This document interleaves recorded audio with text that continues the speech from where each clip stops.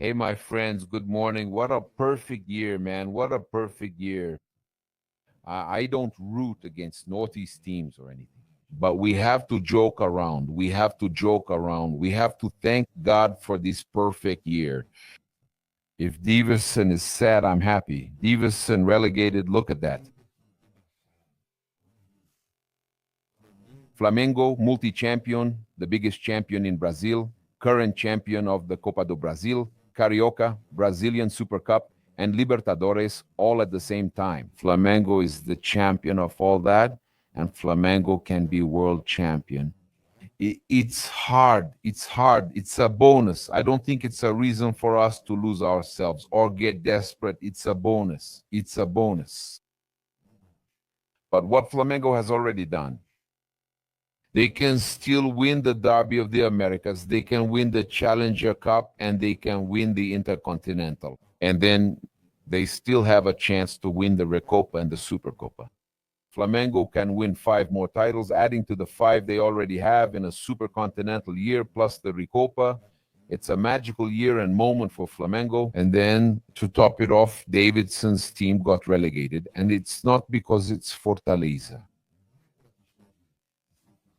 but simply no one dies owing us. No one dies owing us once again. It works perfectly, and no one dies owing us. Even the Palmeiras fans who used to love to tease us, even though they couldn't because they were already Flamengo's regular customers, now they're suffering in every way. And Davidson, the one they like. Davinho, whatever. A game where Flamengo played much better than Palmeiras. This was one of the best Libertadores finals Flamengo has played in years, and they kept bragging because of a mistake by the peanut seller, right? So honestly, I'm really happy to see Flamengo winning everything and Davidson, right? Getting relegated to Serie B. Look, yeah, I have a few things to talk to you about, a lot of information to share here too, right? Hey man, I have some videos here to react to with you guys, yeah, but I want to start here, man, reminding you that it's impressive, man.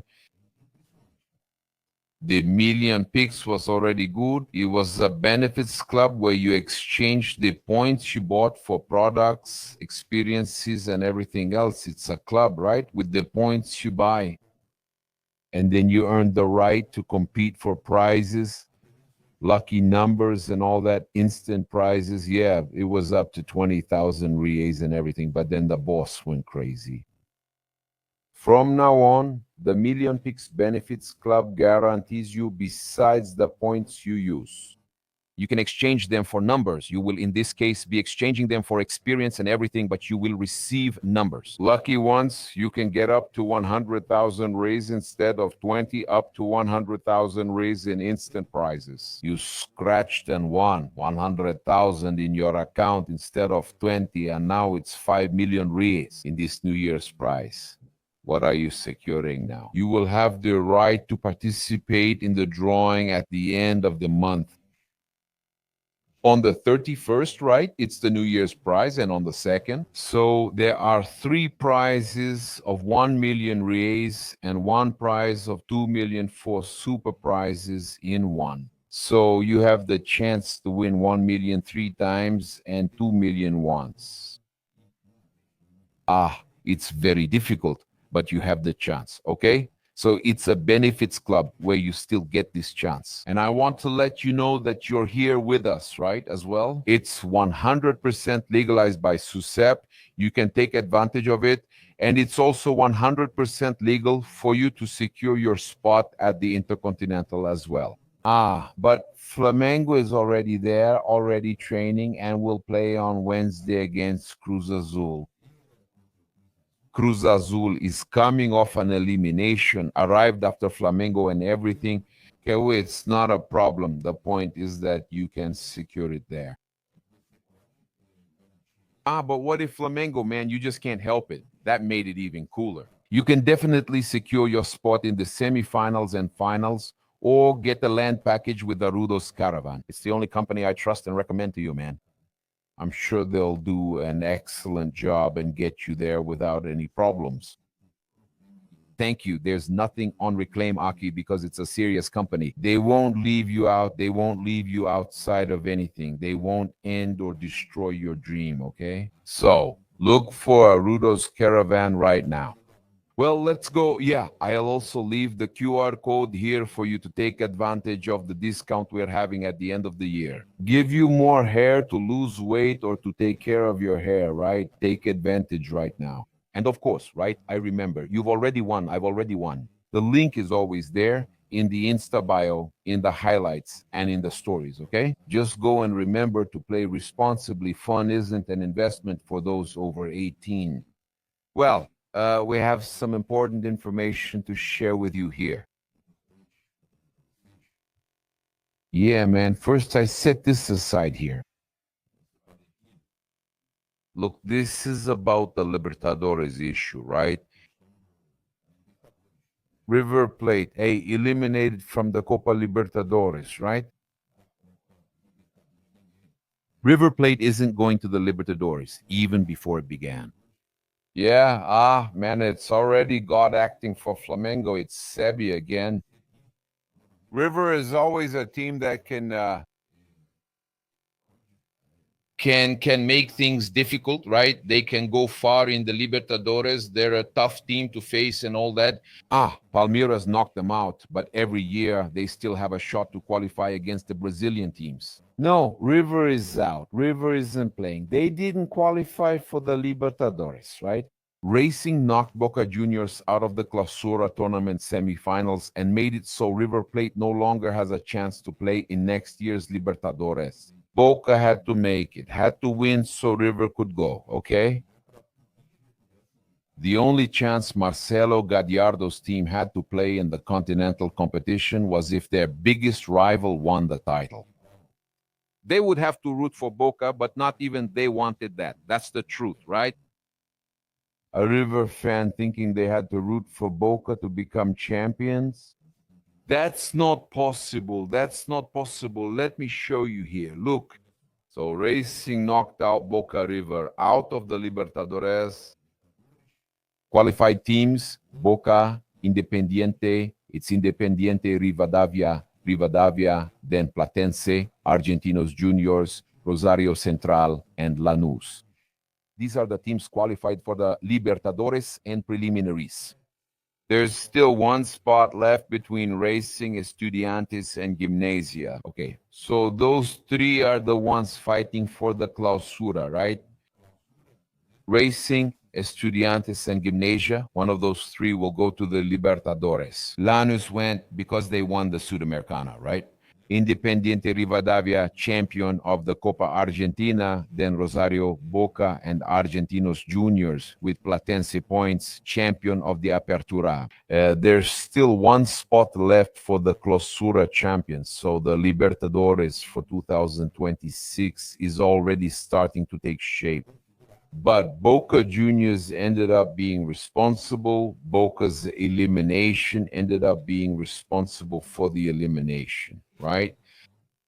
For River Plate, Boca Juniors was already guaranteed, but River Plate wasn't. So River Plate cried. Look, just bringing this to you, this is what happened, right? When Flamengo arrived, the hotel where the team is staying is in Doha, Qatar. Man, something really funny happened. Really funny. The Flamengo players were welcomed. Look, being cheered to the sound of Gabigol. Look, check it out.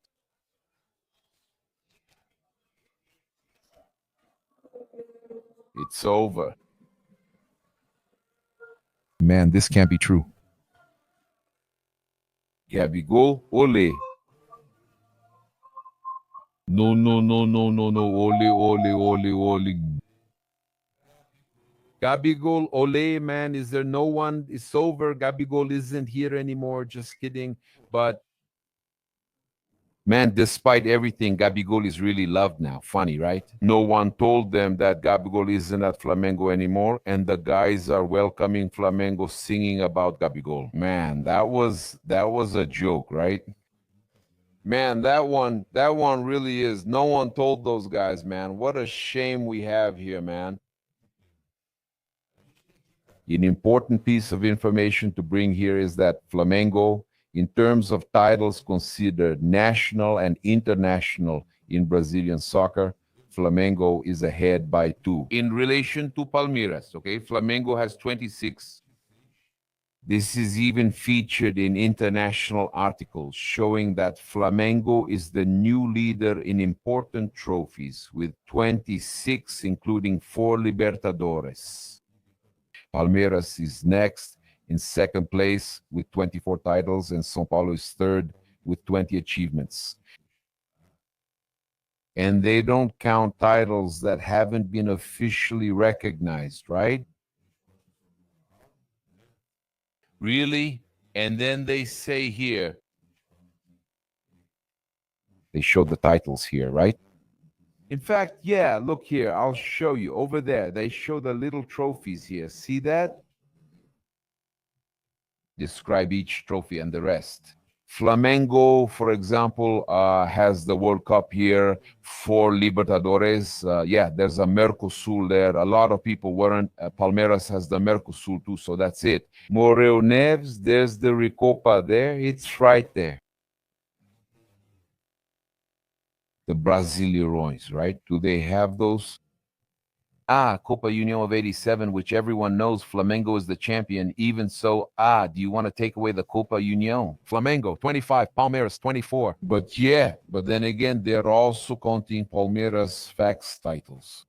Okay, and then there's that,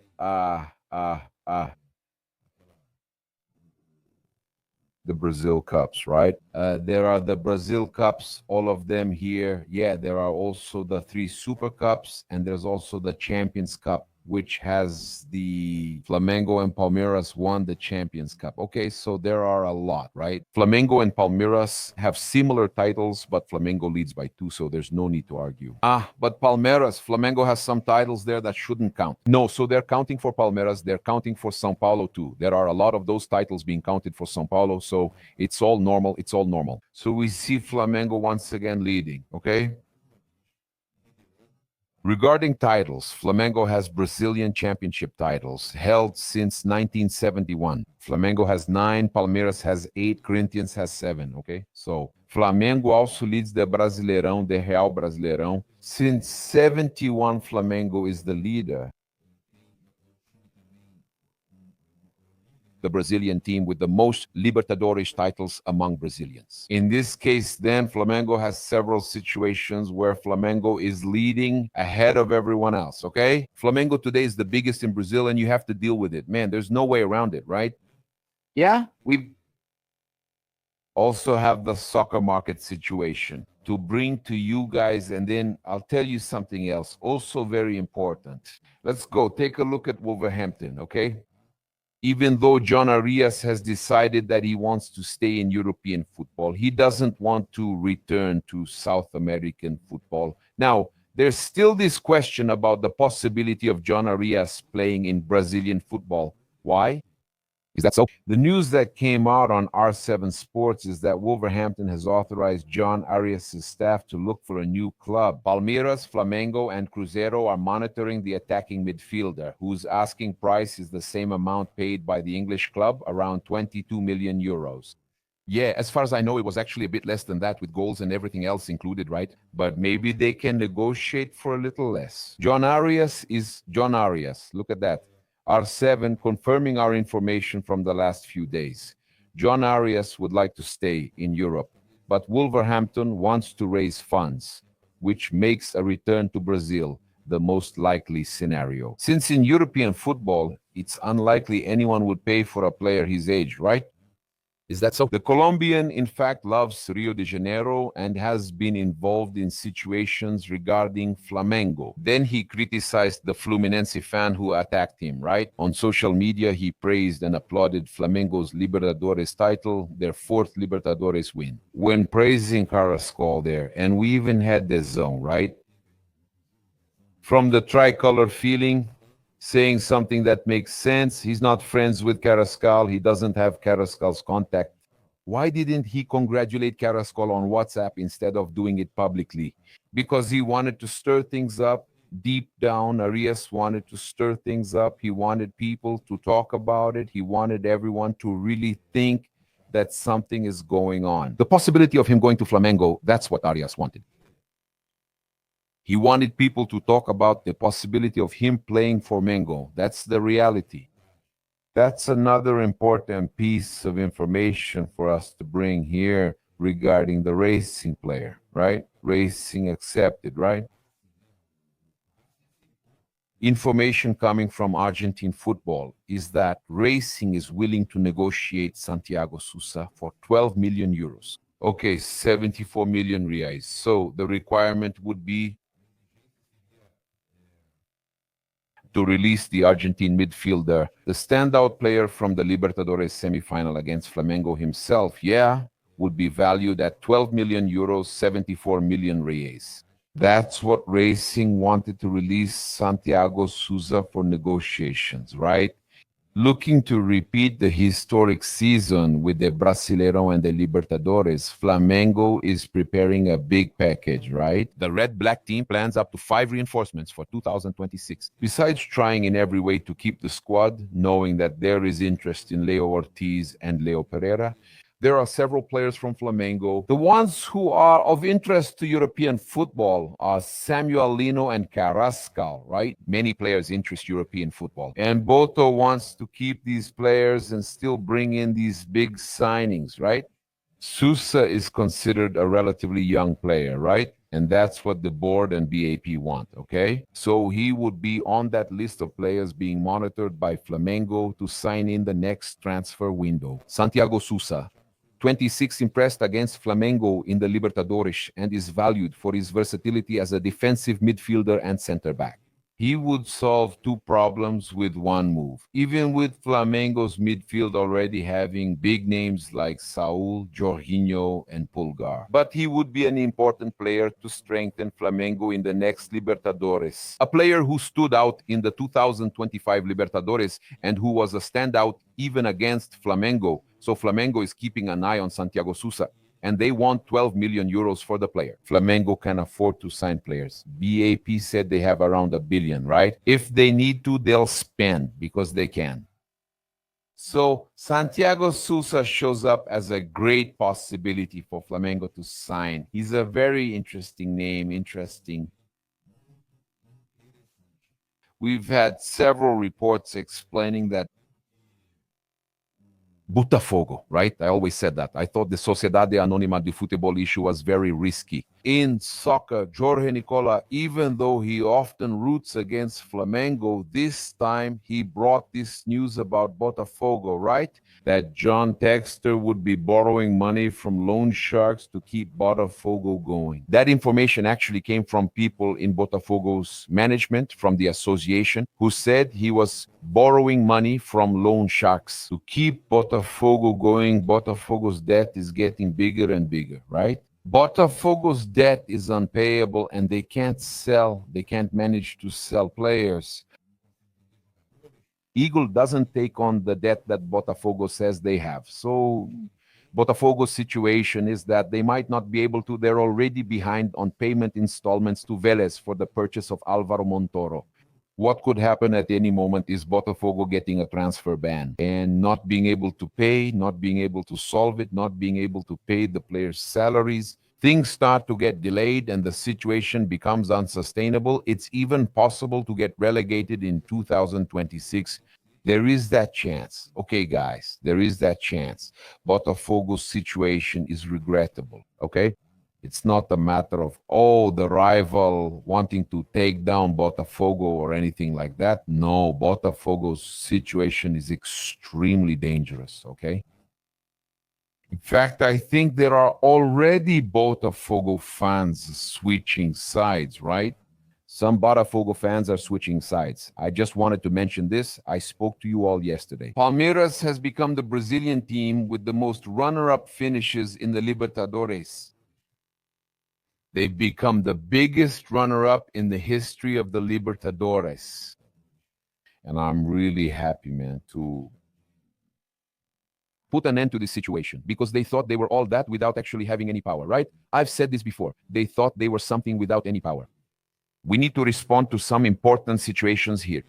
About Babe, about the Club World Cup. Let me share my screen here. Who knows Nas' father? You guys remember Nas' mother, right? Now there's the father, an even worse one. Wait. December 8, 2025. And Nem had his third dream. Oops, and Nem is required to reveal this dream. Reveal it. Nem, not because I want to, but if Nem knows the truth, he has to tell the truth. Look, he gets everything right, huh? Flamengo, he's going to play against Cruz Azul from Mexico, then he's going to play against Pyramids from Egypt. And then he faces Paris Saint-Germain, and Flamengo wins all 3 intercontinental matches. Repeat, I'm not even going to repeat it. Flamengo is going to win these 3 matches and will be world champion for the 2nd time. Repeat, I'm not even going to repeat it. Flamengo will be world champion, defeating Paris Saint-Germain in the final. Paris Saint-Germain. I think it's funny when he says that. So when he says Flamengo will be world champion, the same guy not long before said Flamengo would win the Libertadores, even against his own will because he dreams about it, right? He dreams about it. Nobody dies. Look at that. Yesterday I did the dance. You're going down to BC.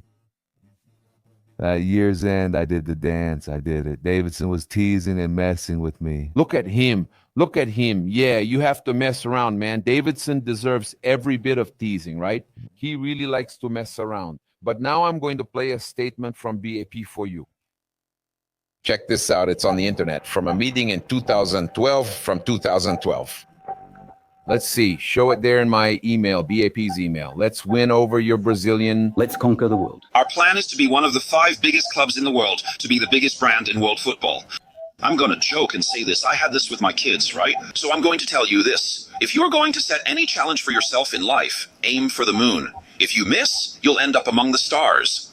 So when I see people saying, oh, Flamengo qualifying for the Libertadores is good, it's not good at all. Flamengo has to win every year. They have to go in to win.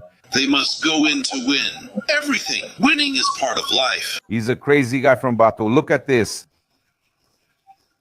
Wow, Flamengo is really good. Wow, Flamengo really is. It really is. It'll wait for you. Let's hope you stay in the Brazilian championship spot. It's nothing, Mano. It's good. It's nothing. You leave the Brazilian spot. Now we're going to win everything. I know we won't win everything, but the work philosophy will be with a winning attitude. You don't have that breath, that worker who wakes up early. Let's go.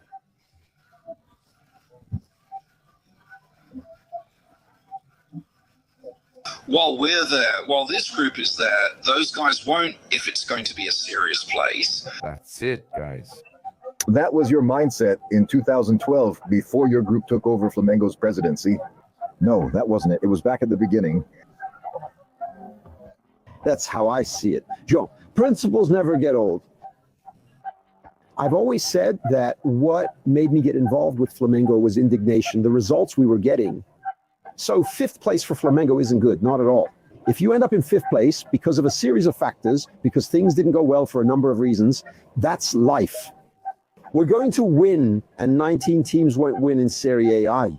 But if you celebrate 5th place, if you think 5th place is something to be happy about, for me, it's not, and it never was. So I used that as an example back then, and I still feel the same way. But there's a video. Right, yes. BAP at that time, back then, was against what Rodrigo Caetano later did, which was celebrating qualifying for the Libertadores. BAP. He didn't think Flamengo should celebrate qualifying for the Libertadores. He thought Flamengo had to win the Libertadores annually. And then we saw Abel Ferreira, right? It's impressive, right? Speaking about being champion with 76 points, man. This statement is from Abel Ferreira. It's a mockery, right? A slap in the face to Palmeiras fans. And we have to make fun of it, right? Abel Ferreira saying that he broke another record in the press conference after this last Brasileirão match, right? They ended up with 3 points behind Flamengo with 76, Flamengo with 79. Yeah, and he said, we managed to break a record, 76 points. No one has ever finished second with that score. It's a record as runner-up. Well, my friend, that's Abel Ferreira's way of thinking. We managed to break the runner-up record with 76 points. Too bad another team scored higher. That's the mindset, thank God, of the rival coach. I didn't know Abel was like that. No, that's the ridiculous mindset of Abel Ferreira, who's already used the refereeing issue. To say that Flamengo was champion with an asterisk, and now the same author of the champion with an asterisk gem celebrates the fact of being the best runner-up in history.